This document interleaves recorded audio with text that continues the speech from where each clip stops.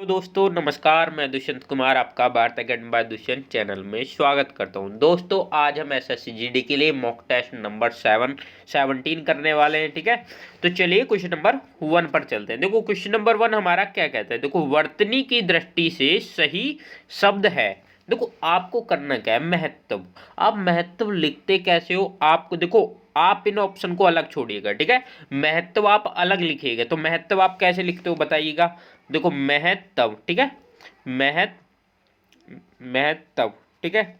तो हमारा तय इसमें दो आते हैं, ठीक है, महत्व, ठीक है। तो आपको अब देखो महत्व है, आप इसमें ऑप्शन में मैच कर लीजिए। अब मैच करना क्या है, देखो ये तय हमारा आधा ही होता है इसमें, ठीक है, महत्व, और इसमें दो तय होते हैं, ठीक है, आधे आधे, ठीक है। तो उसके लिए अब आप इसमें मैच करिएगा, महत्व कौन से आपका मैच कर रहा है। ठीक है, आप ऑप्शन को अलग हटा दीजिए। पहला मैच कर रहा है, सिंपल सी बात है, पहला ही ऑप्शन आपका मैच कर रहा है। ठीक है, बाकी देखो ये भी नहीं कर रहा, ये भी नहीं कर रहा और ये भी नहीं कर रहा। तो आपका ऑप्शन नंबर ए इसमें बिल्कुल राइट हो जाएगा। चलिए क्वेश्चन नंबर 2 पर चलते हैं। देखो देखो वर्तनी की दृष्टि से सही शब्द है। तो अट्टालिका, अट्टालिका आप अलग से लिखिएगा। अट्टालिका कैसे लिख सकते हो, तो आप अट्टालिका यानी कि देखो दो ट आएंगी अट्टालिका में, सिंपल सी बात है। तो आप अट्टालिका को इसमें मैच कर सकते हो। देखो पहले मैच करोगे, देखो आपका पहला ही मैच हो रहा, अट्टालिका लिख रहा, अट्ठालिका लिख रहा है, अट्ठालिका लिख रहा है। ठीक है, तो ये तीनों ऑप्शन हमारे गलत है और हमारा पहला ही ऑप्शन इसमें राइट है। ठीक है, चलिए नेक्स्ट चलते हैं। देखो ये कहता है रिक्त स्थान भरने के लिए 4 विकल्प दिए गए, इनमें से उचित विकल्प चुनिए। मुझे डैश है कि आप मेरे मनोभाव ने समझ सके। ठीक है, देखो जब कोई किसी की बात नहीं समझ पाता है तो उसके लिए हम क्या शब्द लगाते हैं, सिंपल सी ये बात है। यानी कि देखो जो किसी की बात नहीं समझ, देखो खेद लगाते हैं, शोक लगाते हैं, दुख लगाते हैं, दर्द लगाते हैं। ठीक है, तो उसमें देखो हम ना ही तो दर्द लगाते हैं ना ही दुख लगाते हैं, कि यानी मुझे दुख है कि आप मेरे मनोभाव को नहीं समझ सके। लेकिन दुख होता है, लेकिन हम दुख वहां लगाते नहीं। मुझे शोक है नहीं, तो मुझे खेद है कि आप मेरे मनोभाव को नहीं समझ सके। ठीक है, तो इसका ऑप्शन नंबर ए आपका बिल्कुल राइट हो जाएगा। ठीक है, चलिए नेक्स्ट क्वेश्चन पर चलते हैं। देखो ये कहता है इसमें भी आपका रिक्त स्थान दे रहा है। देखो वर्तमान डैश में भी महात्मा गांधी के विचारों का महत्व है। ठीक है, तो आप बताइएगा फिल इन द डैश में आपका कौन सा शब्द आए जिससे आपका सेंटेंस पूरा और सही अर्थपूर्ण बन जाए। तो व्यवस्था है, संदर्भ है, घटनाओं है, परंपराओं है। ठीक है, तो इसमें देखो आपका ऑप्शन आएगा ऑप्शन नंबर ए व्यवस्था। ठीक है, वर्तमान व्यवस्था में भी महात्मा गांधी के विचारों का महत्व है। ठीक है, ठीक है, देखो इसमें भी महत्व इसमें गलत लिख गया है। ठीक है, तो महत्व हमारा इसमें एक तय आदि और आती है। ठीक है, चलिए नेक्स्ट क्वेश्चन पर चलते हैं। तो हमारा क्वेश्चन कहता है देखो हिरण्य गर्भ का पर्यायवाची शब्द है। देखो हिरण्य गर्भ किसका पर्यायवाची शब्द है, विष्णु का है, ब्रह्मा का है, महेश का है या गणेश का है। ठीक है, तो आपने अगर पर्यायवाची शब्दों को ध्यान से पढ़ा भी होगा 2-4 बार, उसका देखो कहानी की तरह भी रिवीजन करा होगा, तो आप आसानी से पहचान सकते हो। ठीक है, हिरण्यगर्भ किसका पर्यायवाची शब्द है, तो सिंपल सी बात है हिरण्यगर्भ हमारा ब्रह्मा का पर्यायवाची शब्द है। ठीक है, तो दोस्तों आपको जो है मैं थोड़ा आज जो मॉक टेस्ट लगा रहे हो, आपका मॉक टेस्ट है उसका थोड़ा लेवल जो है मैंने थोड़ा अप रखा है। ठीक है, जिससे आपका देखो आपको अगर पेपर में आएगा, तो पेपर आपके हिसाब से तो आएगा नहीं, पेपर अगर आपका लेवल भी थोड़ा ऊपर चढ़ा तो आप अपने हिसाब से क्वेश्चनों को, उसके आंसरों को कैसे हैंडल करते हो। ठीक है, तो आपको अंदाजा लग जाएगा। ठीक है, एक्सपेक्टिव पेपर का अर्थ ये होता है। चलिए नेक्स्ट क्वेश्चन पर चलते हैं। स्वच्छ शब्द का पर्यायवाची शब्द है। देखो स्वच्छ शब्द का पर्यायवाची शब्द इसमें पंकिल दे रखा है, नीरज दे रखा है, नीरज दे रखा है, निर्मल दे रखा है। तो आपको देखो आसानी से देखने के बाद ही पता चल गया होगा कि स्वच्छ का पर्यायवाची शब्द क्या है, निर्मल है। तो इसका ऑप्शन नंबर डी बिल्कुल राइट है। ठीक है, चलिए नेक्स्ट क्वेश्चन पर चलते हैं। देखो आपका कहता है निम्न में से कौन सा शब्द झूठ का पर्यायवाची नहीं है।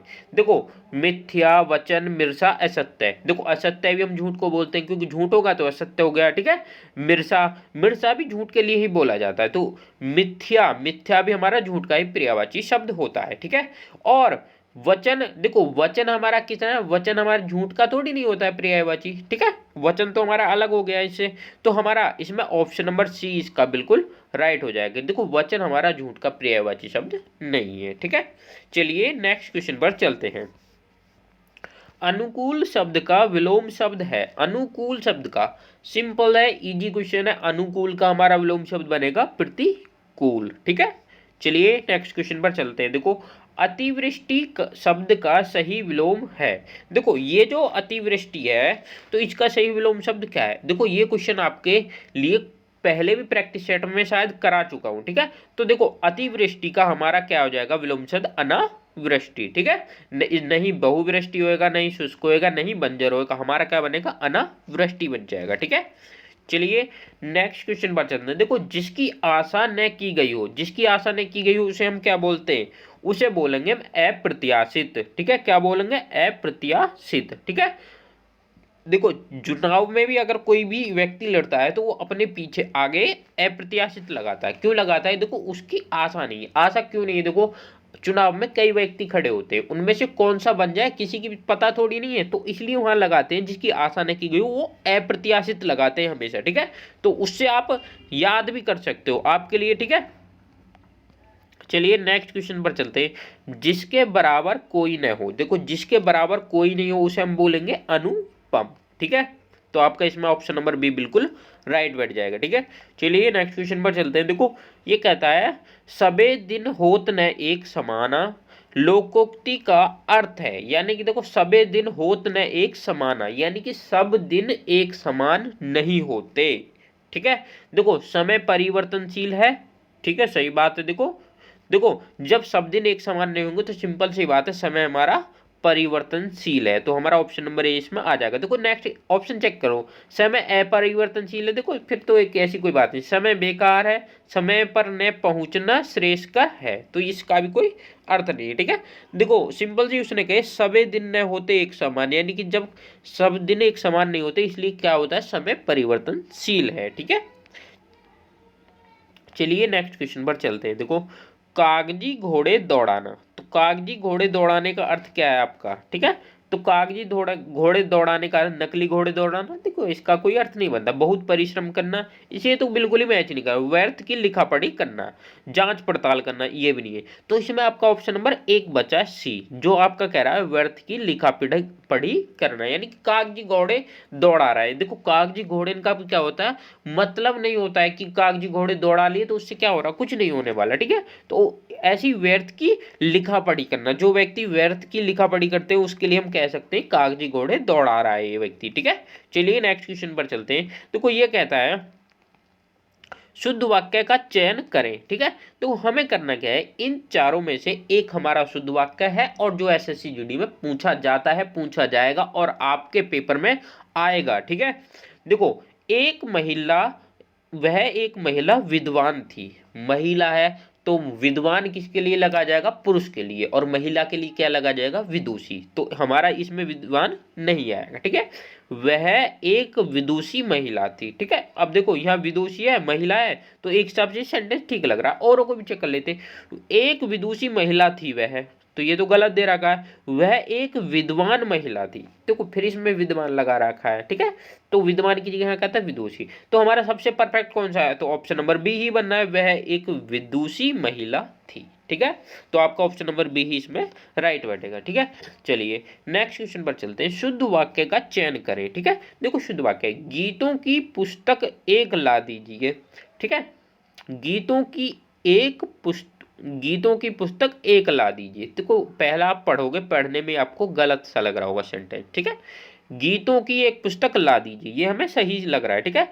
एक गीतों की पुस्तक ला दीजिए, देखो एक हमारा आगे नहीं आएगा, गीतों की एक, ठीक है, एक गीतों की। यहाँ के देखो आप देखो कंपैरिजन करो, एक गीत की या एक गीतों की, तो एक गीत कह रहा, एक गीतों कह रही है, तो वो भी हमारा गलत हो जाएगा, एक गीत। तो ये कह सकते हैं गीतों की एक पुस्तक, ठीक है। तो उसमें गीत होंगे और उसकी पुस्तक कितनी, एक। तो उसी के लिए हमारा देखो इसमें ऑप्शन नंबर बी ही बचा, जो इसमें सबसे परफेक्ट बैठ रहा है, ठीक है। तो ऑप्शन नंबर बी ही हमारा इसका बिल्कुल राइट है, ठीक है। दोस्तों आपको देखो, मैं एसएससी जीडी के लिए आपके लिए पैराग्राफ नहीं लेकर आ रहा हूं जिसमें आपके अब की बार 4 क्वेश्चन भी आ सकते हैं और 5 क्वेश्चन भी आ सकते हैं, ठीक है। तो दोस्तों मैं उसके लिए पैराग्राफ आपका नहीं लेकर आ रहा हूं और आपके लिए सिर्फ मैं क्वेश्चन लेकर आ रहा हूं। आपका पेपर कैसा आएगा, एक्सपेक्टेड पेपर, यानी कि ये समझ लो आप अगर इन क्वेश्चनों को, इन सेटों को आपने लगा लिया ना, तो आपको ये पता पड़ जाएगी मेरे कितने नंबर आ सकते हैं, हिंदी में कितने नंबर आ जाएंगे, ठीक है। क्योंकि देखो ये आपके पेपर जो बने हैं बहुत ही मेहनत करके बने हुए हैं, आपको बिल्कुल डिट्टो आपके पेपर के बेस पर बने हुए हैं, ठीक है। तो थैंक यू। आपने अगर वीडियो हमारी पसंद आई तो वीडियो को लाइक करें, हमारे चैनल को सब्सक्राइब करें। तो thank you all of you.